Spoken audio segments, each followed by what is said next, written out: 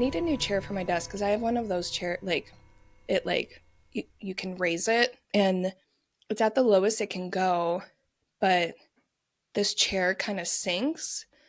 So I can't, it's like higher than it should be. So per whatever the fuck ergonomics is, it's too high for me.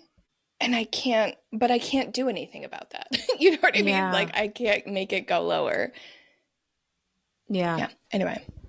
Welcome to Ice Cream, You Scream. Hello. I guess. We are your weekly scoop of the most chilling histories, mysteries, and true crime. My name's Kathryn. I'm Gina. Every month, we choose a new topic to discuss, and we also choose different ice cream to go along with it.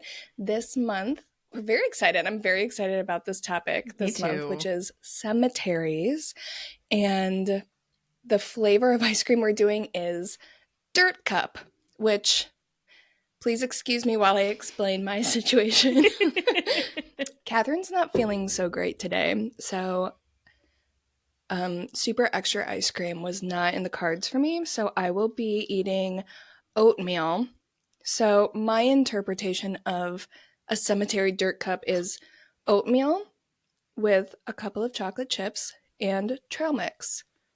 Yum. So maybe like there's some dirt and maybe the trail mix can be rocks or something. Yeah. I love that you did that because I put one of the ingredients in my interpretation is salted peanuts. And I also was going to be like, oh, yes. They're like the rocks in the dirt. Okay.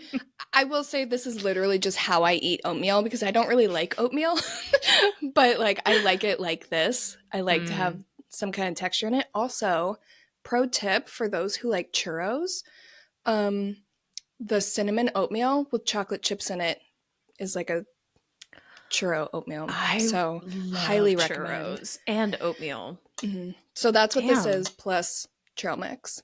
Okay. Yeah. So tasty. highly that recommend. Sounds good. Yeah. I went the more traditional route. I have chocolate ice cream, crushed up Oreos on top, and it looks like a gummy worm, but it's actually a gummy caterpillar. I was going to say, let me see again, because I did notice that is a very large gummy worm. It's huge. So cute. Like, that's kind of creepy. Picked up one. Tom, can I see your dish again? Can I see the ice cream again? Yeah. Okay. Yeah, that's what we're going for the ice cream dirt cups. That's an A+ ice cream dirt cup. I give you an A+ for innovation. Yeah. I am using the Karen bowl today because I like hot oatmeal. Hot. All right, let's grab a spoon and dig in. Fuck yeah. I'm excited to try this. The peanuts do it. Yeah. Okay. Yeah, I like that you added peanuts to that. We've talked about this before. Oh, we were talking about savory and sweet, not salty and sweet, but that's kind of the same thing. Sorry, there's so much to chew through. Yeah, I was going to say, that was the longest we've ever, taken a first bite, because I just realized we haven't needed to chew. There's so many bits in it. When I was growing up, I think it was on some regular basis, like every Sunday or something, my dad would make me and my sister ice cream sundaes, and he would also make himself one, and he would always put peanuts, like salted peanuts on top of it. And so it's always been, one of my favorite toppings for ice cream. Nice. So if you haven't tried it before, highly recommend, because it's super tasty. I'm sure I have, because I think crushed peanuts doesn't that come on like a banana split, like a proper traditional like banana split or something? I think or like maybe walnuts or something, some kind of nut. Is it walnuts? I know. I don't know. I do love a crushed nut on a dessert. I know. I had to say it. Will you stop? I'm sorry. I too love a crushed nut. We love a crushed nut over here at Ice Cream You Scream. Wait, can I tell you something? It's not, I was going to say, can I tell you something funny? It's just like a funny little anecdote, like within my family. So growing up, I was the pickiest eater ever. And I said one time that I don't like nuts. Any type of nut, I don't like them. It was like I was probably like 3 years old. So for the rest of my life, my grandma would always like exclude nuts from her cookie recipe. And like when I became an adult, I love, I love pecans. I love walnuts. I love peanut. Like I love all of those in baked goods, particularly walnuts and pecans. So I think her traditional recipe, the one that she always used to make, was walnuts and chocolate chips. And I would tell her, starting from like age 14 on, for my entire life, I would tell her, I love walnuts. You don't have to change the cookie recipe for me anymore. I never got a walnut cookie from her. And like to the point where like there were a few Christmases where she would make walnut chocolate chip and chocolate chip. The chocolate chip were Katie's and everyone else got walnut. I'm like, can I have a walnut? Like, can I have one of everyone else's cookies? You were relegated to the nutless corner. Mm-hmm. That's so funny. Yeah. Like she was so, that's such a grandma thing, I think. Like you say one thing one time and then like Adam, always Kit Kats. His favorite candy was always Kit Kat. And like it wasn't, but according to her, we would come to her house and she'd have a freezer bag of Kit Kats with Adam's name on it. Yeah. That's so sweet. Yeah. And he'd be like, Katie likes Kit Kats too. Like you could, but no, like I got the Snickers because that's my favorite. That is better than Kit Kat. Yeah, that is so much better than Kit Kat. Do you like raisins in your baked goods? Here's the thing. Yes, but I would always choose something else if given the option. Mm-hmm. Yeah. If my only option for dessert was an oatmeal raisin cookie, I would happily accept. Mm-hmm. If it was part of a spread of desserts, it would be likely one of, not the, but it would likely be one of the last that I would go for. Have you ever made rum cake where you literally soak it in rum? So in the UK, I don't know if it's the entirety of the UK or just like specific parts of it, but they do this thing for Christmas and it's like a Christmas pudding. And it's essentially my understanding of what it is. If somebody else knows better, please email us because I don't know. It's like a fruit cake in like a dome kind of shape. And then they pour alcohol on it. I don't know if it's rum or brandy or what. And then they set it on fire. And it's funny that we're talking about this because I was, our Christmas hampers from work came in today. So every year they send us like little treats and like a bottle of wine or whatever. And one of the things in there is a Christmas pudding. And so I was talking to my colleague about it and was like, oh, are you a Christmas pudding fan? Like how much do you like it? And he was like, oh yeah, I like it, but we're going to wait until next year to eat it. And I was like, what? And he was like, yeah, it's way better if you let it age for a year. People do that with their wedding cakes. Oh, they'll like freeze it and keep it for ages. Oh, but it's not aging. It's frozen. Like there's definitely still an expiration date on frozen stuff. If there's one thing I learned in my cumulatively probably years worth of time watching Kitchen Nightmares, it's that freezing things is bad. Wait, I don't think I've ever watched that, but that You've sounds never hilarious. seen Kitchen I Nightmares? think so. Dude, Yeah. okay. What it is that? Is that it's so good. Well, it's not good, but it's so good. It's a show that Gordon Ramsay did like back in the day where the whole premise is that he would go to like a failing restaurant, diagnose the issues that were causing them to fail, and then work with them to fix it. And half I do the know time, about this. the problem would be like that. they're freezing their food before they serve it, and it's fucking frozen, it's not fresh, like that kind of thing. That was every episode. Yeah, welcome to 2025, everyone. This is our first 2025 episode. Yeah. Yeah, that totally slipped my mind. Me too. Happy New Year. Happy New Year. Welcome back. Let's dive in. Business as usual. Do you want to tell your story? Let's fucking do it. Yeah, I have a whole ass story to tell. I'm ready. You. Okay. Cool. So I'm not going to give any context to this story. I'm just going to dive right in. All right. In 2003, there were these two teenagers that visited Greyfriars Kirkyard, which is a cemetery in Edinburgh. It's in Scotland. They were 17 and 15, so like pretty young, but old enough to know what they were doing. And they walked into the heart of the cemetery, like right in the middle of it, where they found this really big kind of ornate stone mausoleum. Ooh. The older one, being a little ne'er-do-well, decided to kick in the door to the mausoleum. And while the other boy stood guard outside, the older kid went inside, lifted the lid off of the coffin, saw a body in there, and then he used a pocket knife to saw off the head of the body. What? Yeah. Wait till I tell you what he does next. So this kid, this 17-year-old, stuck his hand into the neck of the severed head and started using it like a sock puppet to like entertain his friend. Gina, if you tell another fucking neck story, I am quitting this podcast. It's like necks and exhuming. Those Necks are my and two things. exhumations. Are you okay? I don't mean to. It's just all these little neck details that I don't know about until I do know. We fully came in hot with this one. I didn't even get like a warm up to like anticipate. No, I know. I'm sorry. Okay, wow. Please continue. I just had to like point out how much psychological damage. I know. Well, it's a horrible thing to do. Like, we're laughing, but like, fuck, like that was not cool. As mentioned in a previous episode, I want to be very clear that I am laughing because I am so fucking uncomfortable right now. Yeah. That I truly cannot believe you're doing this to me again. And I cannot believe that that boy did that to that body. Like, I think this is the last neck and exhuming thing. That's the only thing related to necks and or exhumations in this story. It didn't even really register that this is technically both. I didn't even really register that he technically exhumed that body. Is there something wrong with my psyche? Am I subconsciously picking these stories? I think we're in the process of learning that there is. Okay. Well, 2025. Wait, isn't it? Well, it's not funny, but like there are definitely themes with both of us. Like, oh, you pick like 90s stuff. Like I pick like like stuff. psycho 90s men. Yeah. And you pick breaking necks and busting coffins, baby. All right. Well, glad we've identified that. Anyway, please continue. So the good news about this is that these boys were caught. A tour guide spotted them, called the police, and they were apprehended.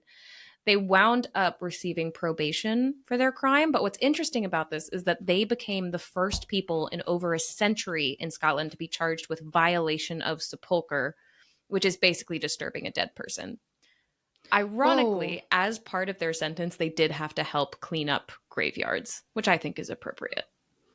Ever since then, though, ever since these boys broke into that mausoleum, visitors to the graveyard have reported very strange things when they reach that area of the cemetery. Specifically, things like cold spots, physical attacks from an unseen force, and people often walk away with scratches and bruises that they just can't explain. It's unclear if these teenagers knew that Greyfriars Kirkyard is considered one of the most haunted cemeteries in the world. But if they did know, I wonder if they knew that they were breaking into the grave of one of the most bloodthirsty and brutal men in British history. The mausoleum in question, which is known as the Black Mausoleum, belongs to a man named George Mackenzie, aka Bloody Mackenzie, one of the world's most violent poltergeists. Dun dun dun. Oh my god. Ooh. Yeah. Ooh. This is a good start to the cemetery stories. Thank you. Thank you very much. So let's talk about George Mackenzie a little bit, as he was in life anyway. So he was born a really long time ago, 1630s. And he was born in Scotland as part of the clan Mackenzie, which was basically just a very wealthy and influential family in Scotland back then. And being part of a wealthy family meant that George was able to access what was, at the time, an excellent education, like the best education available. So he was a really well-educated guy, yeah. He wound up becoming a lawyer and just a very generally respected legal scholar. He authored some really influential legal texts, and the things that he wrote wound up helping shape Scottish law for centuries. Like, he was seen as one of the smartest people in Britain. Spoiler alert, like he fucking sucks. Like, he's the worst person ever, but he did have a sharp mind, and he knew how to get people's attention, even though a lot of his opinions were super divisive. Okay. So, for example, he wrote a lot of legal essays defending the use of torture, and surprise, surprise, not everyone agreed with him. He did have supporters who viewed him as just like a loyal advocate of the crown, who was, willing to do whatever was necessary to serve the monarch, blah, blah, blah. But his critics were like, no, don't torture people. Yeah. Like, just maybe don't do that. Regardless, though, he saw torture and things like inhumane treatment as kind of a necessary evil to protect the greater good. But he also, and this part I do find more interesting, he saw torture as kind of a psychological weapon to keep the rest of the populace in line. So basically, if you know you're Ooh. going to get tortured by breaking the law, you're way less likely to break the law. Which is interesting, but also, like, I won't even try and get a fine is enough to put me off of breaking a law. Like, Yeah. you don't need to chop my thumbs off, you know? Yeah. I feel like that is the type of thing that I feel like many psychologists are on the same page with, saying that like negative reinforcement is pretty regularly less effective than positive reinforcement. Yeah, Like it's like, I feel like, yeah, that's a touch extreme to like keep people in line. yeah, I it's don't like know. almost Just my like opinion. operating under the constant threat of physical pain and violence is not a healthy place to be and won't make you act nicely. Yeah. I don't know. That's just me, though. Yeah. Yeah, just our opinions. That's just What our do we know? opinions. Whatever. Yeah. Despite all of his critics, though, his prestige as a lawyer, along with his family's connections, meant that he was pretty early on in his life operating in circles that were very close to both the monarchy and the aristocracy. And this Okay. led to him being named Scotland's Lord Advocate in 1677. And in doing that, he was placed in direct service of the monarch. Like, basically, his boss was the king, which made him one of the most powerful men in Scotland. I am going to give a bit of background on what being a Lord Advocate means, because when I read that, I was like, "Oh, Lord Advocate." Yeah, Like this what? is very much a like, oh yes, yes, Quite, yes, on my part. I'm just absolutely. like, okay, I'll Google that later. Please continue. So the Lord Advocate was essentially the Crown's senior legal officer and chief prosecutor. So his main job was to uphold the king's laws, and he got to decide how best to do that. And to understand the gravity of what he does with that power, we first need to talk about something called the Covenanters' conflict. We're not going to get like too deep into it because Scottish and English relations is a very complex topic that spans actual centuries, so we're not going to fit it all in right now. But for the Covenanters' conflict, this is the overview. So, the Covenanters were a group of Scottish Presbyterians who basically just didn't want the Anglican monarchy fucking around in church matters. Because, and we all know this story, back in the 16th century, Henry VIII started the Anglican Church so that he could divorce his wife, and the monarch has been head of the Anglican Church ever since. So public I actually rebellions. did not know that story. Oh yeah. Oh yes. I didn't yes. know that's why Anglican got started. I knew that he did weird shit in order to be able to do things with wives, but I didn't know that was one of them. Yeah, he wanted to divorce Catherine of Aragon, and the Pope at the time wouldn't let him. And so Henry VIII said, fine, fuck you. I'm going to form my own sect of Christianity called Anglicanism, and I will be the head of the church, so I get to decide who divorces. And therefore, even to this day, the national religion is still Anglicanism. Yeah. So public rebellions against Anglicanism were seen as very, very dangerous. And so the monarchy basically just wanted the Presbyterian Scots to fall in line with that and stop messing around with all this like Presbyterian stuff. I do have a bit of information on the differences between Anglicanism and Presbyterianism. If there are any theologians listening to this, please be gentle with me because I'm going to vastly oversimplify things. But Anglicanism is really similar to Catholicism in that it has a very strict hierarchical structure. Instead of the Pope, though, we have the monarch as head of the church. So you have things like bishops, archbishops. It's almost militaristic in its reporting lines, kind of. Presbyterianism is way more focused on equality. It's very egalitarian, and it does not view the monarch as head of the church. It aims to structure itself as more of a flat hierarchy where all people are truly regarded as equal in terms of power, which creates a bit of a conflict when you're trying to pull away from a structure that is heavily hierarchical and wants to stamp you down. So basically, tensions between the Scottish Presbyterians and the Anglican Church continued escalating. King Charles I really started laying on the pressure for the Scots to switch to Anglicanism, and that led Scottish leaders to create the National Covenant of 1638. So that was around the time that George Mackenzie was born. And this was essentially a document saying, and I'm paraphrasing here, like, look, dude, we are committed to Presbyterianism. The king is not the highest power. Christ is, so you can fuck right off.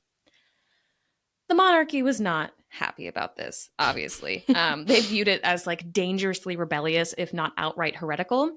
So Presbyterians, their emphasis on things like equality and local governance threatened the top-down control that the Anglican monarchy was used to at the time, but they refused to back down. Like both sides absolutely refused to stop, which wound up leading to a brutal persecution of people who signed that covenant, the Scottish Presbyterians, which lasted to the reign of King Charles II, who is the one who made George Mackenzie the Lord Advocate. The persecution of Presbyterians in Scotland actually lasted much longer than that. Again, this is a vast oversimplification, but for the purposes of this episode, that's kind of all of the background info you need to know. Okay, so back to George Mackenzie. So as Scotland's Lord Advocate, George was tasked with trying, punishing, and executing these Covenanters in an era that would eventually become known as the Killing Time, if that tells you anything about how violent this was. Oh my. Okay. Yeah. And the Killing Time was a period in history where the Scottish Covenanters were brutally killed. I mean, they were persecuted to hell and back. Under the direction of George Mackenzie, 1,200 Covenanters were apprehended for imprisonment. And this is where the actual like story starts to kick off. So you have 1,200 people, but George kind of has an issue because there's no one prison where you can house that many people. So he had to think outside the box.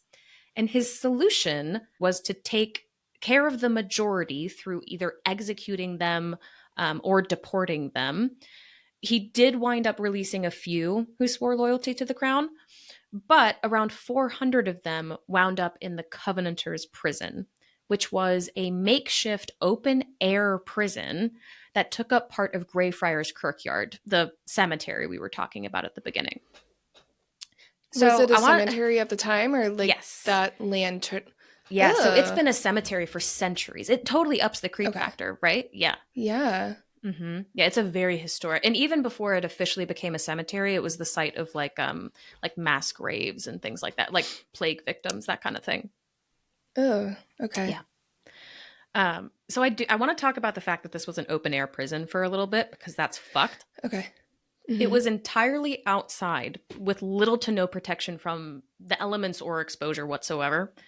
Over the roughly 4 months that these prisoners were held there, they suffered absolutely brutal and barbaric treatment under George Mackenzie's direction. Like I mentioned, people were exposed to the elements. They barely had any shelter. There was like a tall stone wall around the area and maybe like a tree and a shrub, but that was it. There was no like little huts. There were no houses to go into. There weren't prison cells. It was all outside, everyone in the same space. And Scottish weather, don't know if you guys have heard the stereotypes about the UK, not the fucking best. The prisons started being used in the late summer, like kind of July, August time. But even if the days were warm, the nights definitely weren't. And when it got to winter, you wound up having freezing rain on top of that. So the weather isn't in their favor. They had a thin blanket. They were given thin blankets. Oh my God. And that was it. The weather was against them, but also like people are just not designed to be outside for that long. Yeah. They survived on just 4 ounces of bread a day. That's all they were given. What? And I know that's hard to picture. So I looked up like how much would a 4-ounce thing of bread be? Picture like a dinner roll. I was literally going to say, I can picture it because I have like 5 of them as a side dish for my freaking dinner. Right? Yeah. A day. Oh my God. That's all they had. Mm-hmm. That's so small. It's so little. And it's like just bread. It doesn't have any of like There's the no vitamins, protein. like protein. Yeah. Oh. They would, every now and then, additional food would be snuck in by sympathizers. They would either like throw it over the wall or like sneak it through gaps or something. But it certainly was not enough to keep 400 people in good health. So Even, unfortunately, like, yeah. and this was all just, I think you said this, but I do, just for like my purposes of following along. Are these all people related to like the religion situation, or is this all okay? Yeah, I'll just let you continue. Sorry. Okay. Oh, no. You're asking. Yeah. So Okay. yes, but also this was a time when women were often charged for the crimes of their husbands, kind of thing. So like if let's say like I'm married to someone who signed that covenant and he gets arrested, me and my children are getting arrested too, even if we are not necessarily covenanters. Okay. So there were women and children in this prison, and I'll get more into that in a little bit. Okay. Yeah, I know, it's awful. I'm like happy for the clarification and also very sorry I asked. Oh yeah, it's not good. I wasn't ready for that. Okay. It's harsh. I'm yeah. ready. I'm ready. It does get worse. I'm so sorry to tell you. Excellent. I mean, not excellent, but like I am now. Thank you for the warning. You are now prepared. I am now prepared. It's excellent that I am prepared. Thank you. Yeah. And because of the lack of food, a lot of people did wind up starving to death. That was like one of the big causes of death at the prison was starvation. But it was also insanely overcrowded. The exact dimensions we're not 100% sure about, but we know that prisoners had trouble like finding space to lie down or even moving freely. It was very difficult. Yeah. People were just like piled on top of each other. And like I said earlier, it wasn't just men. This was a time when entire families would be persecuted for this kind of thing. And of course, there were like women who were imprisoned that supported the covenant independent of any man. They were imprisoned as well. It just wasn't as common. It was mostly men. Okay. And because of all of the, the exposure, the malnutrition, just the general unsanitary conditions you get from that level of overcrowding, many people became extremely ill, especially the kids. So like starvation and disease were two huge issues for the prison. But that's still not the worst part, and I'm so sorry. So under George's direction, who I will remind you is a big fan of torture, prisoners were subjected to some really gnarly torture methods in an attempt to either get confessions out of them or the names of other people who were covenanters. The men did bear the brunt of it. Women were occasionally targeted or abused as well, but it was mostly men who actually were subjected to the torture. And I am going to give you a few examples of the types of torture that they suffered. So, oh gosh, okay. There are reports of regular beatings from the guards. The guards were apparently super violent, including a few instances where people were beaten to death. There was also a device called the boot, which is something that they strapped to your leg to slowly crush your leg bone. Like it kind of looks like if you picture two planks of wood on either side of your leg, and they just tighten it and tighten it and tighten it until your bones are crushed. The third and last example I'm going to give you is something called a thumb screw. No, I don't want you to describe what that is, please. Okay. Okay. I really don't. I'm so sorry. It's okay. I'm imagining whatever. Yeah. We can link a description to make it easier for you guys. But can I just why don't I take my earbud out so you can tell our friends what it is? I'll do that. Yeah. Oh my gosh, give me a thumbs up when you're ready. Oh my god, yeah. Don't say anything weird about me, okay? Okay. I'm ready. All right, you guys. So a thumb screw was a device that was used to slowly crush the bones in your thumb. Picture like a brass knuckle, but only for your thumbs. And there's a plate of metal sitting right on top of it. And they twist this little key that slowly crushes the first joint in your thumb. Kathryn can't even hear me, and she's making a disgusted face. Okay, we're going to bring her back. Okay, I did see you acting it out. I thought I hid my thumbs. I'm so sorry. You did. You tried, but you were like right here when you're doing it. I'm so sorry. Okay. When they weren't being tortured, a large number of prisoners, including children, were also shipped off to become indentured servants in British colonies. It was something they called transportation, which at the time was seen as like the equivalent of a death sentence. Basically because the act of going across an open ocean back then was extremely dangerous. Like, I know we know this, but it's not like today with our all-inclusive cruises and drink packages. It's nothing like that. They were incredibly harsh conditions to live in. And the ships that they used for transportation of prisoners were crazy overcrowded, which again contributes to like a ton of disease and lack of sanitary conditions and just an overall hellish experience. And then, even if you survive and get out of the boat on the other side, your new master Right. could treat you like human garbage. Like you were just, if you got transportation, you were kind of screwed. But when they weren't being tortured or shipped off to die somewhere else, George also made sure that there were plenty of public executions, mainly as a way to send a message to other Covenanters. And this part really broke my heart. Children in the prison were often forced to watch as their parents were beheaded or hung, Oh. which was designed Oh, to God. act as a deterrent to basically get these kids to not follow in their parents' footsteps. Surprise, surprise, had the opposite effect. Yeah. Sad, but also like, thank goodness. Yeah, like it's kind of Ugh. crazy how like violently murdering someone's parents makes them not want to do anything with you, Right. right? Crazy. Oh my God, that's heartbreaking. I know. It's so sad. And after prisoners were executed, their heads were often put on pikes around Edinburgh as a warning of what happens to people who rebel against the Anglican crown. George Mackenzie is fucked. He's an asshole. Yeah, I don't like that. I don't like him. Yeah, me neither. So by the time all was said and done, the prisoners' numbers had been reduced from 1,200 to just 257 people in a matter of months. Remember, they were only in the prison for about 4 months. It was so much cruelty and barbarity concentrated into the shortest amount of time, which somehow makes it feel even worse. The prisoners who were still left alive at the end of this, that roughly 257 number, they were given the dreaded sentence of transportation. Unfortunately, their ship sank en route to Barbados, and roughly 200 of those prisoners drowned because they were chained below the decks, so they physically could not escape. Oh. Yeah. There were some people Ooh. that survived the shipwreck, though, either because they were able to get out or because the ship was literally breaking apart around them, and so they were able to kind of free their chains. But sadly, even then, they were not free. The vast majority were reapprehended and then brought back to Scotland to serve prison time somewhere else.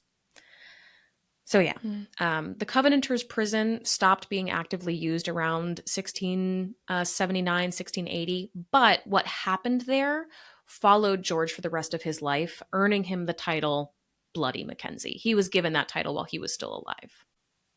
Oh, that's Yeah. interesting. Mm-hmm. George eventually died in around 1691 at the age of 55. His cause of death, though, is kind of unclear. We're not really quite sure what happened. Historians generally suspect that it was stress related because he was a very stressed out dude and he had a really stressful career as Lord Advocate. I kind of want to start a rumor that somebody like poisoned him or killed him. Me too, for Yeah. sure. If anytime there's a question mark, like on how someone died, the world is our oyster. I mean, because also, like, back then, they didn't have the same type of medical examinations that we do now. So it could have been something as, like, you know, someone was, like, strangling him or something, and they just don't know how he died. You know what I mean? Like, it could be Yeah. And he had so many anything. people who hate, and like all of these kids grew Yeah. up hating him. He was the embodiment of Ooh. everything that was wrong with society, you know? So I wouldn't be surprised if somebody did assassinate him. Let's do that. He was poisoned by one of the children who had to Yes. witness their parents being killed. Yeah. Yeah, that's the rumor we're going to start. Yeah. And it was a girl, and she Yeah. was a warrior. Yeah. I like I'm that. projecting. Yeah, that's definitely what happened. I like that better than, oh, he died because he was stressed out. Yeah, it's so hard being a torturous piece of shit. Yeah. Oh, I'm Just just so like, stressful. oh, gosh, I have so many thumbs to screw today. I'm just going to die. Sorry. Okay. So yeah, he dies. Cause of death, not super clear. His body was moved to Edinburgh. He died in London. That's why it had to be moved. Okay. And he was laid to rest in the Black Mausoleum. Ironically, just yards away from the site of the Covenanters' prison. I want to add a layer to our theory. Mm-hmm. What if the spirits from the covenant came and like possessed one of the children who were like planning to murder him, but they didn't have faith in themselves, so the ghosts of the covenant came and possessed them and helped them do it, And gave them the so confidence that to kill?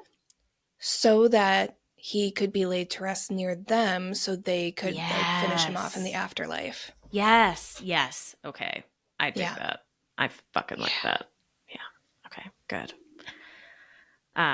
But yeah, spoiler alert, he's a poltergeist, so his reign of terror did not end when he died. Rumors have always kind of circulated that like a guy this evil cannot be contained by the afterlife. Like Bloody Mackenzie's coming back one Yeah, way or another. People have been saying that like since he died. But that makes sense. one of the inciting incidents was in the late 1990s. There was a really bad storm over Edinburgh, and a man who, I don't know where he was going, but he happened to be in Greyfriars Kirkyard, and he broke into the Black Mausoleum for shelter from the storm.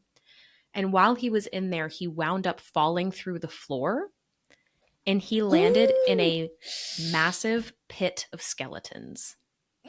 No, that only happens in cartoon movies. And this one time in And Edinburgh. like, Yeah. oh no, that is like, okay, like on my list of like things that will never happen to me, but I am still afraid of, that is one of those things. It's like horrifying. It's like my quicksand. Like that is one of the things that I am like, God, that would suck so bad. Yeah. Landing in a pit of skeletons, that is, ugh. Yeah, and from That what I just was does reading not about sound it, real. like there are a few different accounts of the story, so it's hard to know what's true and what's not true. But most of them say that like once this guy fell in, it was that exact like how holy shit, how could this be happening? And the adrenaline took over, and he somehow was Yeah. able to like just claw his way out of the pit, and he fucking Yeah. sprinted away. And somebody I think like saw him sprinting away and asked him what had happened, so he told him, and that's why we have the story now. But Okay. ugh, horrifying. Oh, God. Yeah. And I totally believe that he could do that. That is like, that right? is still also cartoony. You like jump into the air and zoom away. It's like the, you know, in Scooby-Doo with the running where their legs, Of course. yeah, their legs are moving, but they haven't started moving yet. Yes. It's like that. The moment you said fell into a pit of skeletons, that is exactly what I imagined. Like are we just like a Scooby-Doo reenactment podcast? Scooby-Doo and the Muppets, yeah. Ugh. We would later find out that it was a mass grave containing the bodies of plague victims, like I was talking about earlier.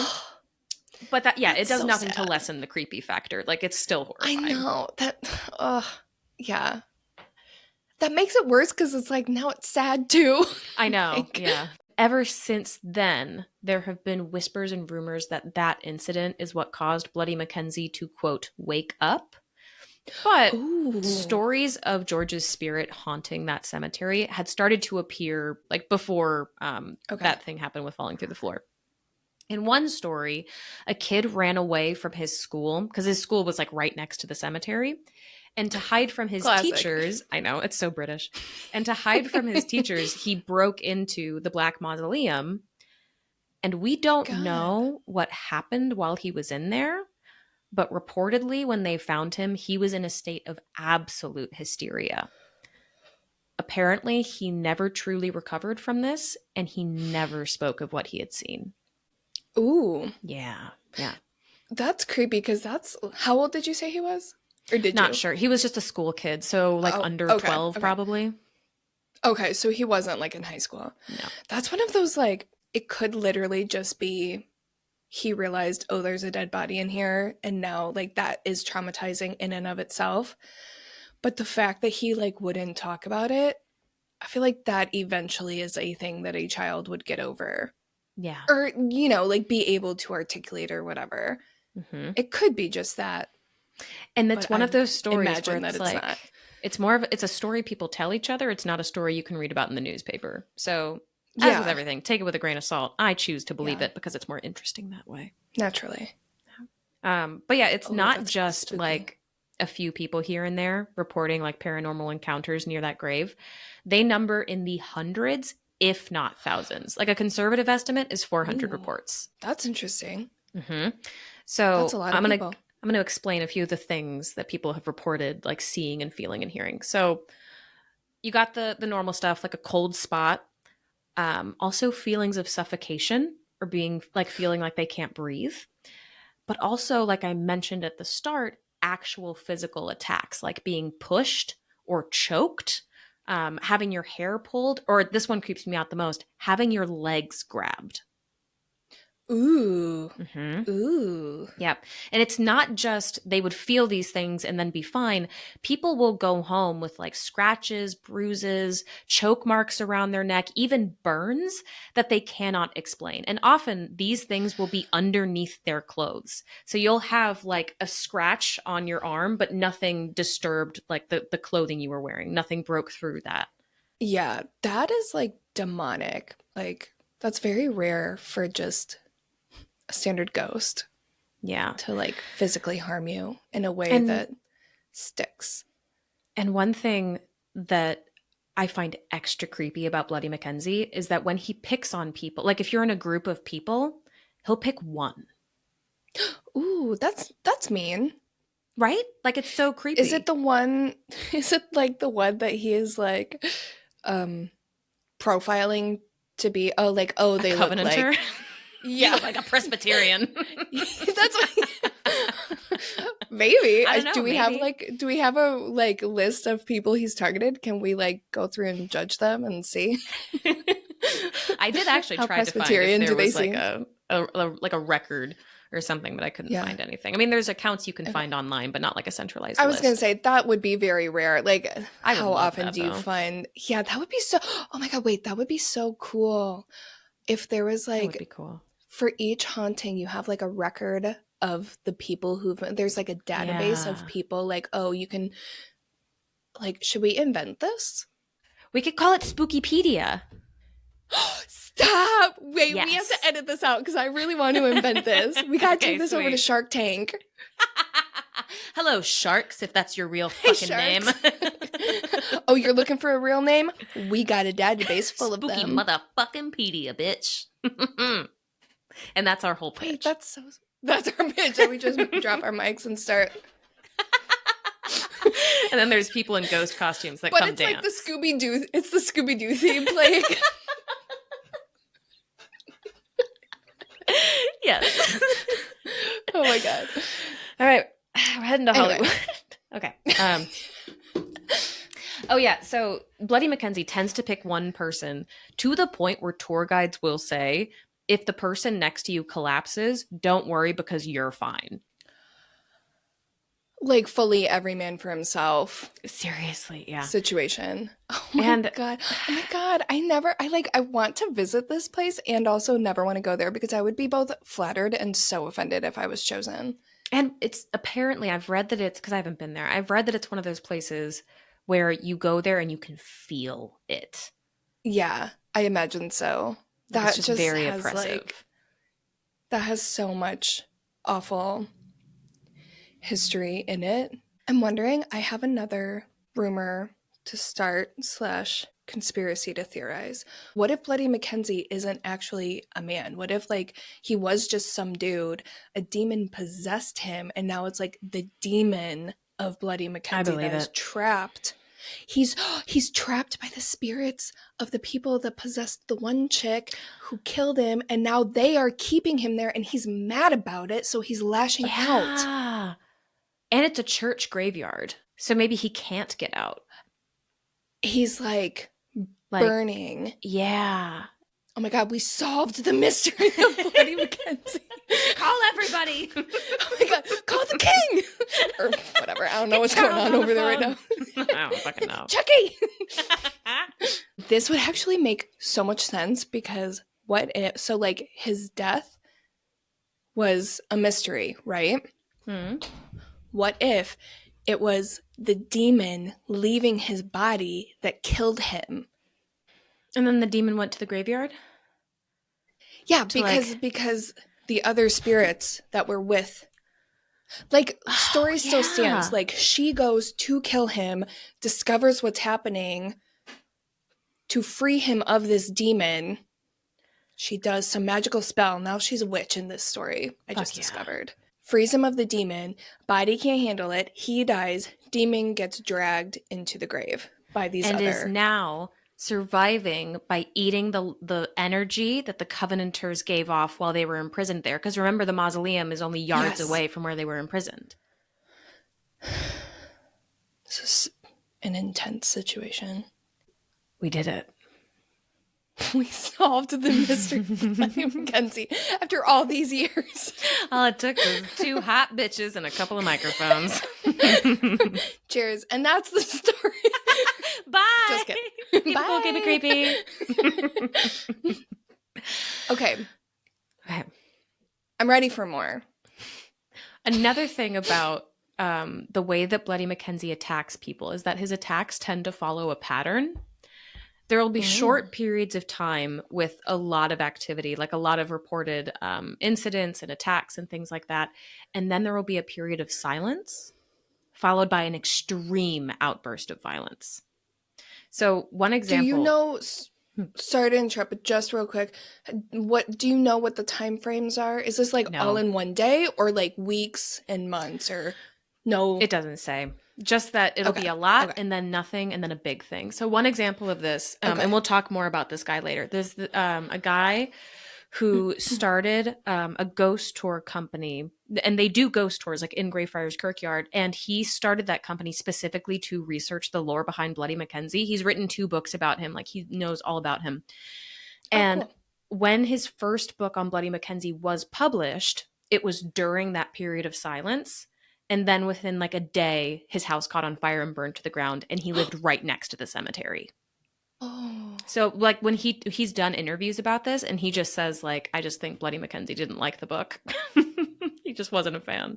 Yo, this is all like, I feel like this is so demonic. I'm sorry, I'm like fully landing on this totally demonic demon energy thing because like it really truly does. Have other people like presented this theory that like a demon is involved? Yeah. Okay. Mm-hmm. Okay. Yeah, there's all sorts of theories. Okay. Because I don't think we clarified at the beginning. I know nothing about this story. So I'm like, what the fuck? Fire? Yeah. Mm-hmm. People have said... But was everyone okay? Everyone was fine. Yeah, nobody died, luckily. Okay. But yeah, people have talked about the demon thing. They've talked about, it's a poltergeist, it's a spirit. There's also a theory that it's a pheromone cloud. What the fuck is that? So, like pheromones, right? Like the shit I have that ants give off, and I have a pheromone plug to make cinnamon less psycho. Yeah, like a diffuser, so things like that.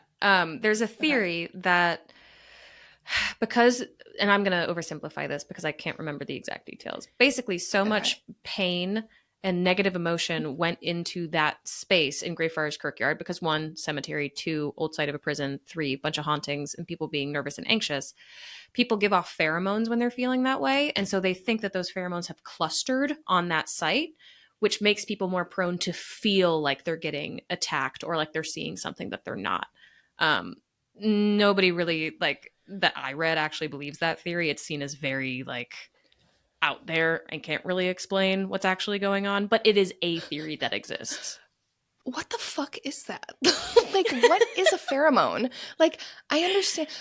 Have you ever seen, you can buy perfume that's I've seen that. This has love pheromones and this has whatever pheromones, and you want to attract men or do you want to attract women?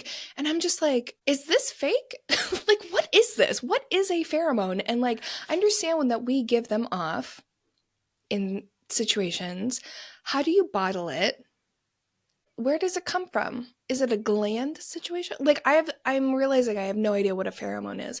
So if you are a pheromonologist, please email us at icecreamyouScreampod.com, because what are you doing? What is that? Yeah. What is a pheromone cloud? What the I feel fuck? the same about pheromones as I do gallbladders. They exist, and that's about the end of it. Yeah. Back to the demons. Back to the demons. So in response to like all of these attacks, a priest or a minister, the accounts kind of vary, was brought to exorcise George's tomb in the early 2000s. And the most common version of this story has the exorcism going horribly wrong. Allegedly, this holy man, priest, minister, whatever he was, abandoned the exorcism in the middle of the ritual and collapsed. He was fine. He lived, but he Okay. fainted. But there are stories of a second exorcism performed by a separate priest who also failed in the attempt and died of a heart attack shortly after. Oh no. Yeah. So, like, this is all kind of hearsay, details are vague. But if George Mackenzie is haunting Greyfriars Kirkyard, like his ghost or spirit is too powerful to banish through ordinary means. Like, we've tried, we're not getting rid of this guy. You look like you have something to say. The thing I have to say is I don't know if I want to visit this place or not. I love visiting a haunted place, and this would be the ultimate haunted cemetery to visit. And I'm like too scared. And even if you it. do go, you can't get up close to the Black Mausoleum anymore.